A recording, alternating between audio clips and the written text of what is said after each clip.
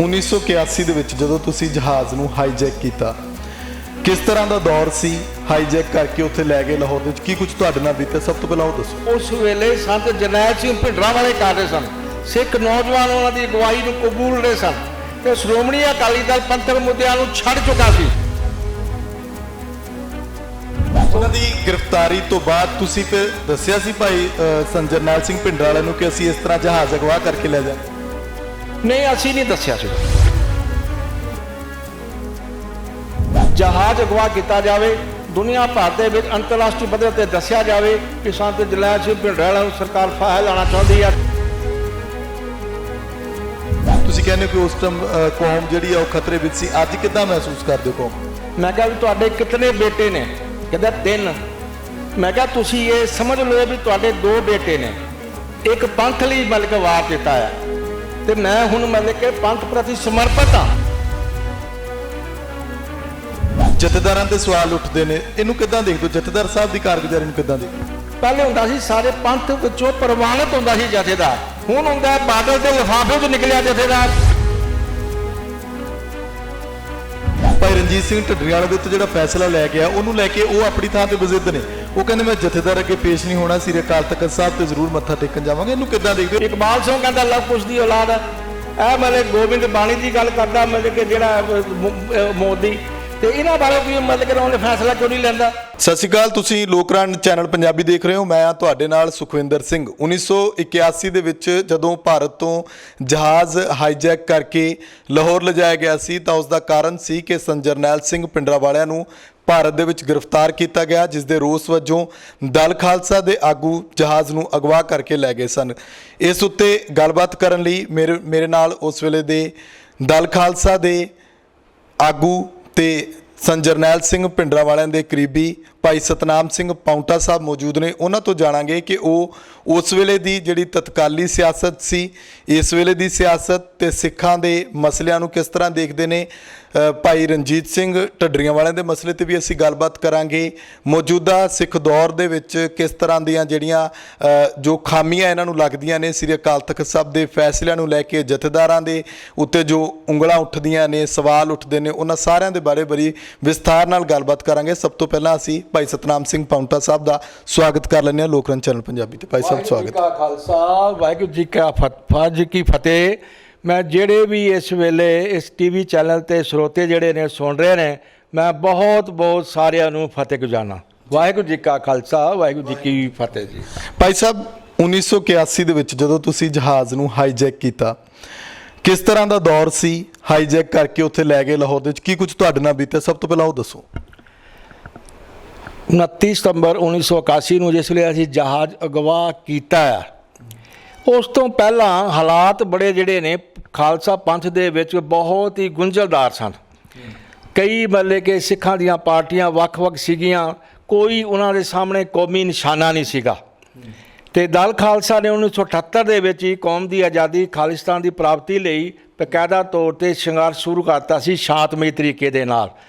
ਅਸੀਂ ਬਕਾਇਦਾ ਤੌਰ ਤੇ 78 ਤੋਂ ਲੈ ਕੇ 81 ਤੱਕ ਸੈਮੀਨਾਰ ਕਰਦੇ ਸੀਗੇ, ਕਾਨਫਰੰਸਾਂ ਕਰਦੇ ਸੀਗੇ। ਤੇ ਉਸ ਵੇਲੇ ਨਿਰੰਕਾਰੀ ਕਾਂਡ ਵਾਪਰਿਆ ਸੀ। ਜਿਹੜੀ ਨਿਰੰਕਾਰੀ ਕਾਂਡ ਦੀ ਸਪੋਰਟ ਜਿਹੜੀ ਹੈ, ਉਹ ਜਿਹੜਾ ਲਾਲਾ ਜਗਤ ਨਾਰਾਇਣ ਸੀ, ਹਿੰਦ ਸਮਾਚਾਰ ਪੰਜਾਬ ਕੇਸਰੀ ਦਾ ਮਾਲਕ ਸੀ, ਉਹ ਮਤਲਬ ਕਿ ਐਂਟੀ ਸਿੱਖ ਸੀ, ਸਿੱਖ ਗੁਰੂ ਸਾਹਿਬਾਨਾਂ ਦੇ ਖਿਲਾਫ ਵੀ ਬਹੁਤ ਲਿਖਦਾ ਸੀ। ਤੇ ਉਸ ਵੇਲੇ ਹਾਲਾਤ ਇਹ ਸਨ, ਸਾਰਾ ਪ੍ਰੋਪੋਗੰਡਾ ਜਿਹੜਾ ਹੈ ਉਹ ਇੰਡੀਅਨ ਗੌਰਮੈਂਟ ਦੇ ਹੱਥ ਹੀ ਸੀ। ਇਲੈਕਟ੍ਰੋਨਿਕ ਮੀਡੀਆ ਜਿਹੜਾ ਸੀ, ਉਹ ਦੂਰਅੰਦੇਸ਼ੀ ਹੋਵੇ, ਦੂਰਦਰਸ਼ਨ ਸੀਗਾ, ਚਾਹੇ ਉਹ ਰੇਡੀਓ ਸੀਗਾ। ਤੇ ਅਸੀਂ ਮਤਲਬ ਕਿ ਜਿਸ ਵੇਲੇ ਇਹ ਮਤਲਬ ਕਿ ਪਹਿਲੇ ਵੀ ਅਸੀਂ ਗੱਲ ਕਹਿ ਚੁੱਕੇ ਹਾਂ ਵੀ ਸੰਤ ਜਰਨੈਲ ਸਿੰਘ ਭਿੰਡਰਾਂਵਾਲਿਆਂ ਨੂੰ ਬਕਾਇਦਾ ਤੌਰ ਤੇ ਉਹਦੇ ਬੇਟੇ ਨੇ ਜੋ ਸਾਜ਼ਿਸ਼ ਦੇ ਤਹਿਤ FIR ਦਰਜ ਕਰਾਈ ਸੀ, ਉਹਦੇ ਵਿੱਚ ਸਾਰੀ ਸਿੱਖ ਕੌਮ ਨੂੰ ਇਹ ਡਰ ਸੀਗਾ, ਕਿਉਂਕਿ ਸਿੱਖ ਕੌਮ ਦੀ ਜਿਹੜੀ ਹੈ ਇੱਕ ਜਜ਼ਬਾਤਾਂ ਦੀ ਤਰਜਮਾਨੀ ਜਿਹੜਾ ਹੈ ਉਸ ਵੇਲੇ ਸੰਤ ਜਰਨੈਲ ਸਿੰਘ ਭਿੰਡਰਾਂਵਾਲੇ ਕਰ ਰਹੇ ਸਨ। ਸਿੱਖ ਨੌਜਵਾਨ ਉਹਨਾਂ ਦੀ ਅਗਵਾਈ ਨੂੰ ਕਬੂਲ ਰਹੇ ਸਨ ਤੇ ਸ਼੍ਰੋਮਣੀ ਅਕਾਲੀ ਦਲ ਪੰਥਕ ਮੁੱਦਿਆਂ ਨੂੰ ਛੱਡ ਚੁੱਕਾ ਸੀ। ਉਹ ਮਤਲਬ ਕਿ ਬਕਾਇਦਾ ਤੌਰ ਤੇ ਉਹ ਸਿਆਸੀ ਪਾਰਟੀ ਇੱਕ ਬਣ ਚੁੱਕਿਆ ਜੀ, ਪੰਥ ਦੀ ਗੱਲ ਹੀ ਨਹੀਂ ਕਰਦਾ ਸੀ। ਤੇ ਅਸੀਂ ਸੋਚਿਆ ਵੀ ਅਗਰ ਮਤਲਬ ਕਿ ਐਸੇ ਹਾਲਾਤ ਬਣਦੇ ਨੇ, ਕਿਉਂਕਿ ਮੈਂ 16 ਸਤੰਬਰ ਨੂੰ ਸੰਤ ਜਰਨੈਲ ਸਿੰਘ ਦੇ ਭਾਈ ਅਮਰੀਕ ਸਿੰਘ ਨੂੰ ਮਿਲ ਕੇ ਆਇਆ ਸੀ। ਉਹਨਾਂ ਨੂੰ ਇਹ ਗੱਲ ਬੇਨਤੀ ਕੀਤੀ ਸੀ। ਦਰਬਾਰ ਸਿੰਘ ਕਹਿੰਦਾ ਵੀ ਤੁਸੀਂ ਮਤਲਬ ਕਿ ਗ੍ਰਿਫਤਾਰੀ ਨਹੀਂ ਦਿਓਗੇ, ਅਸੀਂ ਜ਼ਬਰਦਸਤੀ ਕਰ ਲਾਂਗੇ। ਮੈਂ ਕਿਹਾ ਸੰਤ ਜੀ ਉਹਨਾਂ ਨਾਲ ਮੇਰਾ ਬੜਾ ਭਰਾਵਾਂ ਨਾਲ ਵਾਂਗੂ ਪਿਆਰ ਸੀਗਾ, ਅਸੀਂ ਖੁੱਲ੍ਹ ਕੇ ਗੱਲ ਕਰ ਲਿਆ ਕਰਦੇ ਸੀ, ਅਕਸਰ ਅਸੀਂ ਮਿਲਿਆ ਕਰਦੇ ਸਾਂ। ਅਸੀਂ ਕਿਹਾ ਵੀ ਸੰਤ ਜੀ ਅਸੀਂ ਨਹੀਂ ਚਾਹੁੰਦੇ, ਕਿਉਂਕਿ ਕੌਮ ਨੂੰ ਤੁਹਾਡੀ ਲੋੜ ਹੈ, ਕਿਉਂਕਿ ਇਸ ਵੇਲੇ ਹੋਰ ਬਲਕਿ ਕੋਈ ਵੀ ਐਸੀ ਸ਼ਖਸੀਅਤ ਜਿਹੜੀ ਹੈ ਜਿਹੜੀ ਕੌਮ ਦੇ ਹੱਕਾਂ ਦੀ ਗੱਲ ਹੈ, ਕੌਮ ਦੇ ਵਿੱਚ ਸਿਰ ਧੜ ਦੀ ਬਾਜੀ ਲੱਗ ਸਕਦਾ ਹੋਵੇ। ਅਤੇ ਇਸ ਵਾਸਤੇ ਜਿਹੜਾ ਹੈ ਤੁਸੀਂ ਮਤਲਬ ਕਿ ਸਾਰੇ ਸਮੁੱਚੇ ਖਾਲਸਾ ਪੰਥ ਦਾ ਇਕੱਠ ਬੁਲਾਓ, ਉਹਦੇ ਵਿੱਚ ਫੈਸਲਾ ਕਰੋ, ਸਾਰੀ ਕੌਮ ਤੁਹਾਡੇ ਨਾਲ ਹੋਵੇਗੀ। ਕਹਿਣ ਲੱਗੇ ਅਸੀਂ ਸੰਜੀਦਗੀ ਨਾਲ ਵਿਚਾਰ ਕਰਾਂਗੇ। ਉਹਨਾਂ ਨੇ ਫਿਰ ਅਗਲੇ ਦਿਨ ਹੀ ਐਲਾਨ ਕਰਤਾ ਵੀ ਅਸੀਂ ਬਕਾਇਦਾ ਤੌਰ 'ਤੇ 20 ਸਤੰਬਰ ਨੂੰ ਗ੍ਰਿਫਤਾਰੀ ਦੇਵਾਂਗੇ। ਉਹਨਾਂ ਦੀ ਗ੍ਰਿਫਤਾਰੀ ਤੋਂ ਬਾਅਦ ਤੁਸੀਂ ਫਿਰ ਦੱਸਿਆ ਸੀ ਭਾਈ ਜਰਨੈਲ ਸਿੰਘ ਭਿੰਡਰਾਂਵਾਲੇ ਨੂੰ ਕਿ ਅਸੀਂ ਇਸ ਤਰ੍ਹਾਂ ਜਹਾਜ਼ ਅਗਵਾ ਕਰਕੇ ਲੈ ਜਾਵਾਂਗੇ? ਨਹੀਂ, ਅਸੀਂ ਨਹੀਂ ਦੱਸਿਆ ਸੀਗਾ। ਅਸੀਂ ਕਿਹਾ ਸੀ ਅਸੀਂ ਕੋਈ ਨਾ ਕੋਈ ਉਪਰਾਲਾ ਕਰਾਂਗੇ, ਤੁਸੀਂ ਗ੍ਰਿਫਤਾਰੀ ਦਿਓਗੇ, ਤੁਹਾਡੀ ਰਿਹਾਈ ਦੇ ਲਈ ਅਸੀਂ ਵੀ ਕੋਈ ਉਦਮ ਕਰਾਂਗੇ। ਅਤੇ ਇੱਥੇ ਹੁਣ ਅਸੀਂ ਸੋਚਦੇ ਸਾਂ ਉਸ ਵੇਲੇ, ਇਹ ਗੱਲ ਮੈਂ ਪਹਿਲੇ ਵੀ ਕਹਿ ਚੁੱਕਿਆ ਵੀ ਹਿੰਦੁਸਤਾਨ ਦੇ ਵਿੱਚ ਕੋਈ ਪ੍ਰੋਟੈਸਟ ਕਰਦੇ, ਕੋਈ ਐਕਸ਼ਨ ਕਰਦੇ, ਅਤੇ ਹਿੰਦੁਸਤਾਨ ਦਾ ਮੀਡੀਆ ਜਿਹੜਾ ਉਹ ਸਰਕਾਰੀ ਸੀ ਜਾਂ ਐਂਟੀ ਸਿੱਖ ਸੀਗਾ। ਅਸੀਂ ਉਸ ਵੇਲੇ ਪਾਰਟੀ ਵਿਚਾਰ ਕੀਤਾ ਕਿ ਐਸਾ ਅੰਤਰਰਾਸ਼ਟਰੀ ਤੌਰ 'ਤੇ ਮਤਲਬ ਕਿ ਕੋਈ ਐਕਸ਼ਨ ਕੀਤਾ ਜਾਵੇ ਤਾਂ ਕਿ ਅਸੀਂ ਦੁਨੀਆ ਭਰ ਨੂੰ ਇਹ ਦੱਸ ਸਕੀਏ ਵੀ ਸਿੱਖ ਕੌਮ ਦੇ ਉੱਤੇ ਜ਼ੁਲਮ ਹੋ ਰਿਹਾ, ਬੇਇਨਸਾਫੀ ਹੋ ਰਹੀ ਹੈ। ਸੰਤ ਜਰਨੈਲ ਸਿੰਘ ਨੂੰ ਇਹ ਸਾਜ਼ਿਸ਼ ਦੇ ਤਹਿਤ ਹਿੰਦੁਸਤਾਨ ਦੀ ਸਰਕਾਰ ਦੀ ਸਾਜ਼ਿਸ਼ ਹੈ, ਉਹਨਾਂ ਨੂੰ ਗ੍ਰਿਫਤਾਰ ਕਰਕੇ ਉਹਨਾਂ 'ਤੇ ਕੇਸ ਚਲਾ ਕੇ ਉਹਨਾਂ ਨੂੰ ਫਾਹੇ ਲਾਉਣਾ ਚਾਹੁੰਦੀ ਹੈ ਤਾਂ ਕਿ ਸੱਚ ਹੱਕ ਦੀ ਲੜਾਈ ਜਿਹੜਾ ਹੈ, ਇੱਕ ਅਗਵਾਈ ਜਿਹੜਾ ਸੰਤ ਜਰਨੈਲ ਸਿੰਘ ਭਿੰਡਰਾਂਵਾਲੇ ਨਾ ਕਰ ਸਕੇ। ਤੋਂ ਅਸੀਂ ਫਿਰ ਫੈਸਲਾ ਕੀਤਾ ਵੀ ਇਹਨਾਂ ਦੇ ਲਈ ਜਹਾਜ਼ ਅਗਵਾ ਕੀਤਾ ਜਾਵੇ, ਦੁਨੀਆ ਭਰ ਦੇ ਵਿੱਚ ਅੰਤਰਰਾਸ਼ਟਰੀ ਪੱਧਰ 'ਤੇ ਦੱਸਿਆ ਜਾਵੇ ਵੀ ਸੰਤ ਜਰਨੈਲ ਸਿੰਘ ਭਿੰਡਰਾਂਵਾਲੇ ਨੂੰ ਸਰਕਾਰ ਫਾਹੇ ਲਾਉਣਾ ਚਾਹੁੰਦੀ ਹੈ। ਅਸੀਂ ਇਹਨਾਂ ਦੀ ਰਿਹਾਈ ਲਈ ਇਹ ਪਲਾਨ ਬਣਾਇਆ ਅਤੇ ਚੌਕ ਮਹਿਤਾ ਦੇ ਵਿੱਚ ਬਕਾਇਦਾ ਤੌਰ 'ਤੇ 15-20 ਸਿੱਖ ਜਿਹੜੇ ਨੇ ਉਹ ਉਹਨਾਂ ਨੇ ਉਸ ਦਿਨ ਗੋਲੀ ਨਾਲ ਮਾਰਤੇ ਸੀਗੇ। ਅਤੇ ਉਸ ਵੇਲੇ ਅਸੀਂ ਦਲ ਖਾਲਸਾ ਮਤਲਬ ਕਿ ਸੰਘਰਸ਼ਸ਼ੀਲ ਸੀਗਾ ਬਕਾਇਦਾ ਤੌਰ 'ਤੇ ਕੌਮ ਦੀ ਆਜ਼ਾਦੀ ਲਈ, ਕਿਉਂਕਿ ਕੌਮ ਦੀ ਹੱਕਾਂ ਦੀ ਗੱਲ ਕਰਨੀ। ਇਹ ਪੰਜਾਬ ਦੀ ਧਰਤੀ ਹੈ, ਸਿੱਖ ਗੁਰੂਆਂ ਦੀ ਧਰਤੀ ਹੈ, ਸਿੱਖ ਧਰਮ ਇੱਥੇ ਪੈਦਾ ਹੋਇਆ, ਸਿੱਖ ਕੌਮ ਨੇ ਇੱਥੇ ਰਾਜ ਕੀਤਾ, ਸਤਲੁਜ ਤੋਂ ਲੈ ਕੇ ਦਰਾ ਖੈਬਰ ਕਸ਼ਮੀਰ ਤੱਕ ਸਾਰਾ। ਅਤੇ 6 ਰਿਆਸਤਾਂ ਸਿੱਖਾਂ ਦੀਆਂ ਸੀਗੀਆਂ, ਸਾਡੀ ਹੋਂਦ ਖਤਮ ਹੋ ਰਹੀ ਸੀਗੀ। 47 ਤੋਂ ਲੈ ਕੇ ਹੁਣ ਤੱਕ ਸਾਡਾ ਸਰੂਪ ਖਤਮ ਹੋ ਰਿਹਾ ਸੀ, ਗੁਰੂ ਗ੍ਰੰਥ ਸਾਹਿਬ ਦੀ ਮਾਨ ਮਰਿਆਦਾ ਨੂੰ ਖਤਮ ਕੀਤਾ ਜਾ ਰਿਹਾ ਸੀ, ਸਿੱਖੀ ਸਰੂਪ ਜਿਹੜਾ ਹੈ ਉਹਨੂੰ ਖਤਮ ਕੀਤਾ ਜਾ ਰਿਹਾ ਸੀ। ਇਸ ਵਾਸਤੇ ਸਿੱਖ ਜਿਹੜਾ ਆਰਥਿਕ ਤੌਰ 'ਤੇ ਵੀ ਤਬਾਹ ਹੋ ਰਿਹਾ ਸੀ, ਸਾਡੀ ਜਿਹੜੀ ਇਹ ਪੰਜਾਬੀ ਭਾਸ਼ਾ ਤਬਾਹ ਹੋ ਰਹੀ ਸੀ। ਅਸੀਂ ਸੋਚਿਆ ਵੀ ਜਦ ਤੱਕ ਸਿੱਖਾਂ ਦਾ ਆਪਣਾ ਰਾਜ ਭਾਗ ਨਹੀਂ ਹੁੰਦਾ, ਦੇਖੋ ਇਹ ਹਊਆ ਜਿਹੜਾ ਫੈਲਾਇਆ ਜਾਂਦਾ ਹੈ ਵੀ ਖਾਲਿਸਤਾਨ ਦੀ ਸਥਾਪਨਾ ਹੋ ਕੇ ਦੂਸਰੇ ਧਰਮਾਂ ਨਾਲ ਬੇਇਨਸਾਫੀ ਹੋਵੇਗੀ, ਇਹ ਬਿਲਕੁਲ ਗਲਤ ਗੱਲ ਹੈਗੀ ਹੈ। ਜਿਸ ਵੇਲੇ ਗੁਰੂ ਗ੍ਰੰਥ ਸਾਹਿਬ ਦੀ ਵਿਚਾਰਧਾਰਾ ਦੇ ਮੁਤਾਬਕ ਖਾਲਸਾ ਰਾਜ ਦੀ ਸਥਾਪਨਾ ਹੋ ਗਈ, ਉਹਦੇ ਵਿੱਚ ਦੇਖੋ ਗੁਰੂ ਗ੍ਰੰਥ ਸਾਹਿਬ ਦੇ ਵਿੱਚ ਸਾਰੇ 15 ਭਗਤਾਂ ਦੀ ਬਾਣੀ ਹੈ, ਉਹਦੇ ਵਿੱਚ ਮੁਸਲਮਾਨ ਵੀ ਹੈ, ਬਾਹਮਣ ਵੀ ਹੈ, ਨਾਈ ਵੀ ਹੈ, ਛਿੰਬਾ ਵੀ ਹੈ। ਅਤੇ ਗੁਰੂ ਗ੍ਰੰਥ ਸਾਹਿਬ ਦੀ ਵਿਚਾਰਧਾਰਾ ਜਿਹੜੀ ਹੈ ਉਹ ਸਰਬ ਸਾਂਝੀ ਹੈ। ਸਿੱਖ ਗੁਰੂ ਸਾਹਿਬਾਂ ਨੇ ਤਾਂ ਮਿਲ ਕੇ ਗੁਰੂ ਤੇਗ ਬਹਾਦਰ ਸਾਹਿਬ ਨੇ ਹਿੰਦੂ ਧਰਮ ਦੀ ਰੱਖਿਆ ਲਈ ਆਪਣਾ ਸੀਸ ਬਲਿਦਾਨ ਕੀਤਾ। ਗੁਰੂ ਗੋਬਿੰਦ ਸਿੰਘ ਨੇ ਸਾਰਾ ਸਰਬੰਸ ਵਾਰਤਾ। ਅਗਰ ਗੁਰੂ ਗੋਬਿੰਦ ਸਿੰਘ ਜੀ ਸੰਘਰਸ਼ ਹੀ ਨਾ ਕਰਦੇ ਤਾਂ ਇਸ ਵੇਲੇ ਹਿੰਦੁਸਤਾਨ ਦੇ ਵਿੱਚ ਮੁਗਲਾਂ ਦਾ ਰਾਜ ਹੋਣਾ ਸੀ। ਤੁਸੀਂ ਸਿੰਘ ਸਾਹਿਬ ਸੰਘਰਸ਼ ਕੀਤਾ, ਤੁਸੀਂ ਜਹਾਜ਼ ਹਾਈਜੈਕ ਕਰਕੇ ਲਾਹੌਰ ਤੱਕ ਲੈ ਗਏ, ਉੱਥੇ ਤੁਹਾਡੇ ਨਾਲ ਕੀ ਕੁਝ ਬੀਤਿਆ ਜਿਹੜਾ ਤੁਹਾਨੂੰ ਉਮਰ ਕੈਦ ਤੱਕ ਝੱਲਣੀ ਪਈ? ਕਿਉਂਕਿ ਜਿਸ ਵੇਲੇ ਅਸੀਂ ਜਹਾਜ਼ ਹਾਈਜੈਕ ਕਰਕੇ ਲਾਹੌਰ ਲੈ ਜਾਂਦੇ ਹਾਂ, ਕਿਉਂਕਿ ਉਸ ਵੇਲੇ ਪਾਕਿਸਤਾਨ ਦੇ ਕਾਨੂੰਨ ਦੇ ਮੁਤਾਬਕ ਉੱਥੇ ਹਾਈਜੈਕਰਾਂ ਦੇ ਉੱਤੇ ਉਮਰ ਕੈਦ ਦੀ ਸਜ਼ਾ ਸੀਗੀ, ਅਤੇ ਇਸ ਕਾਰਨ ਸਾਨੂੰ ਮਤਲਬ ਕਿ ਉੱਥੇ ਉਮਰ ਕੈਦ ਦੀ ਸਜ਼ਾ ਜਿਹੜੀ ਸੁਣਾਈ ਗਈ ਹੈ, ਅਤੇ ਬਕਾਇਦਾ ਤੌਰ 'ਤੇ ਸਾਡੇ ਨਾਲ ਤਸ਼ੱਦਦ ਵੀ ਹੋਇਆ। ਅਤੇ ਅਸੀਂ ਮਤਲਬ ਕਿ ਪਾਕਿਸਤਾਨ ਦੀ ਜੇਲ੍ਹ ਦੇ ਵਿੱਚ ਉਮਰ ਕੈਦ ਕੱਟੀ ਹੈ। ਬਹੁਤ ਹੀ ਬਲਕਿ ਜ਼ਿਆਦਾ ਸਖਤ ਜਿਹੜੀਆਂ ਜੇਲ੍ਹਾਂ ਸਾਨੂੰ ਕੱਟਣੀਆਂ ਪਈਆਂ ਨੇ, ਚਾਹੇ ਉਹ ਮਿਲਟਰੀ ਜੇਲ੍ਹ ਸੀ, ਚਾਹੇ ਉਹ ਕੋਟ ਲਖਪਤ ਜੇਲ੍ਹ ਸੀ, ਉਸ ਤੋਂ ਬਾਅਦ ਚਾਹੇ ਉਹ ਅਮਰੀਕਾ ਦੀ ਜੇਲ੍ਹ ਸੀ। ਇਹ ਚੀਜ਼ਾਂ ਜਿਹੜੀਆਂ ਨੇ ਸਾਨੂੰ ਇਸ ਚੀਜ਼ ਦੇ ਉੱਤੇ ਮਾਣ ਹੈ, ਸਾਨੂੰ ਇਹਦੇ ਉੱਤੇ ਪ੍ਰਾਊਡ ਹੈ ਵੀ ਅਸੀਂ ਮਤਲਬ ਕਿ ਜੋ ਕੀਤਾ ਉਹ ਬਿਲਕੁਲ ਠੀਕ ਕੀਤਾ। ਅਤੇ ਉਸ ਵੇਲੇ ਸਾਰੀ ਜਿਹੜੀ ਹੋਰ ਕੌਮ ਜਿਹੜੀ ਹੈ ਉਹ ਮਤਲਬ ਕਿ ਬਕਾਇਦਾ ਤੌਰ 'ਤੇ ਸੁੱਤੀ ਪਈ ਸੀ। ਅਸੀਂ ਕੌਮ ਨੂੰ ਜਗਾਇਆ, ਹਲੂਣਾ ਦਿੱਤਾ ਦੁਨੀਆ ਭਰ ਦੇ ਵਿੱਚ ਵੀ ਇਸ ਵੇਲੇ ਸਿੱਖ ਕੌਮ ਨੂੰ ਆਜ਼ਾਦੀ ਮੰਗਣੀ ਚਾਹੀਦੀ ਹੈ। ਸਾਡੀ ਹੋਂਦ ਖਤਰੇ ਵਿੱਚ ਹੈ, ਸਾਡਾ ਧਰਮ ਖਤਰੇ 'ਚ ਹੈ, ਅਤੇ ਅਸੀਂ ਮਤਲਬ ਕਿ ਬਕਾਇਦਾ ਤੌਰ 'ਤੇ ਇਹ ਦੁਨੀਆ ਦੀ ਜਿਹੜੀ ਵਰਲਡ ਇੰਟੈਂਸ਼ਨ ਸੀ ਉਹਨੂੰ ਡਿਵਰਟ ਕੀਤਾ, ਆਪਣੀ ਜਿਹੜੀ ਵਿਚਾਰਧਾਰਾ ਨੂੰ, ਆਪਣੀ ਆਵਾਜ਼ ਨੂੰ ਦੁਨੀਆ ਭਰ 'ਚ ਰੱਖਿਆ ਸੀ। ਤੁਹਾਨੂੰ ਲੱਗਦਾ ਹੈ ਕਿ ਉਹ ਸਮਾਂ ਜਦੋਂ ਤੁਸੀਂ ਸਜ਼ਾਵਾਂ ਕੱਟ ਲਈਆਂ ਤੁਹਾਡੀ ਇੱਕ ਫਿਲਾਸਫੀ ਸੀ ਕਿ ਪੰਥ ਵਸੇ ਮੈਂ ਉਜੜਾ। ਉਹਨਾਂ ਟਾਈਮਾਂ ਦੇ ਵਿੱਚ ਜਿਹੜੇ ਸਿੰਘ ਹੁੰਦੇ ਸੀ, ਭਾਵੇਂ ਉਹ ਗਜਿੰਦਰ ਸਿੰਘ ਹੋਣ ਜਾਂ ਤੁਹਾਡੇ ਸਾਥੀ ਹੋਣ, ਉਹ ਫਿਲਾਸਫੀ ਅੱਜ ਵੀ ਉਵੇਂ ਹੀ ਚੱਲਦੀ ਹੈ ਲੋਕਾਂ ਦੇ ਵਿੱਚ। ਤੁਸੀਂ ਕਹਿੰਦੇ ਹੋ ਕਿ ਉਸ ਟਾਈਮ ਕੌਮ ਜਿਹੜੀ ਆ ਉਹ ਖਤਰੇ ਵਿੱਚ ਸੀ, ਅੱਜ ਕਿੱਦਾਂ ਮਹਿਸੂਸ ਕਰਦੇ ਹੋ ਕੌਮ? ਗੱਲ ਇਹ ਆ, ਜਿਸ ਵੇਲੇ ਨਾ ਅਸੀਂ ਇੱਕ ਸੰਘਰਸ਼ੀਲ ਸੀਗੇ ਸਨ 78 ਦੇ ਵਿੱਚ ਵੀ, ਉਸ ਵੇਲੇ ਸਾਨੂੰ ਦਲ ਖਾਲਸਾ ਬਣਾਉਣ ਦਾ ਇਸੇ ਲਈ ਬੱਲੇ ਕਿ ਨਾ ਵਿਚਾਰ ਆਇਆ ਕਿ ਸ਼੍ਰੋਮਣੀ ਅਕਾਲੀ ਦਲ ਪੰਥਕ ਮੁੱਦਿਆਂ ਨੂੰ ਛੱਡ ਗਿਆ ਸੀਗਾ। ਪਹਿਲੇ ਅਸੀਂ ਸੋਚਦੇ ਸਾਂ ਵੀ ਸ਼੍ਰੋਮਣੀ ਅਕਾਲੀ ਦਲ ਇੱਕ ਪੰਥਕ ਪਾਰਟੀ ਹੈ। ਜਿੱਥੇ ਨਿਰੰਕਾਰੀ ਕਾਂਡ ਵਾਪਰਿਆ ਤੇ ਬਾਦਲ ਨੇ ਸਰਪ੍ਰਸਤੀ ਹੇਠ ਨਿਰੰਕਾਰੀ ਕਾਂਡ ਵਾਪਰਿਆ ਸੀ, ਤੇ ਕੋਈ ਪੰਥਕ ਜਥੇਬੰਦੀ ਦੀ, ਸਿੱਖ ਜਥੇਬੰਦੀ ਦੀ ਲੋੜ ਹੈ, ਤਾਂ ਹੀ ਅਸੀਂ 6 ਅਗਸਤ 1978 ਨੂੰ ਇਹ ਜਥੇਬੰਦੀ ਬਣਾਈ ਸੀਗੀ। ਤੇ ਇਹ ਚੀਜ਼ ਜਿਹੜੀ ਹੈ, ਉਸ ਵੇਲੇ ਅਸੀਂ ਸੋਚਦੇ ਸਾਂ ਸਾਡਾ ਤਨ ਮਨ ਧਨ ਪੰਥ ਲਈ ਹੈ। ਮਤਲਬ ਕਿ ਅਗਰ ਕਿ ਗੁਰੂ ਗੋਬਿੰਦ ਸਿੰਘ ਜੀ 4 ਸਾਹਿਬਜ਼ਾਦੇ ਵਾਸ ਕਰਦੇ ਨੇ ਖਾਲਸਾ ਪੰਥ ਦੇ ਲਈ।